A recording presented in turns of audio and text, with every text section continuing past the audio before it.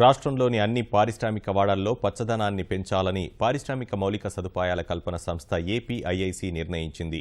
రాష్ట్ర వ్యాప్తంగా ఉన్న 116కు పైగా ఆటో నగర్లను హరితవనాలుగా మార్చి కాలుష్యాన్ని తగ్గించాలని భావిస్తున్నారు. ప్రభుత్వం నిర్దేశించిన హరితాంధ్ర కార్యక్రమంతో పాటు ఈటీవీ ఆంధ్రప్రదేశ్, ఈనాడు స్ఫూర్తితో ఈ కార్యక్రమాన్ని చేపట్టాలని నిర్ణయించారు.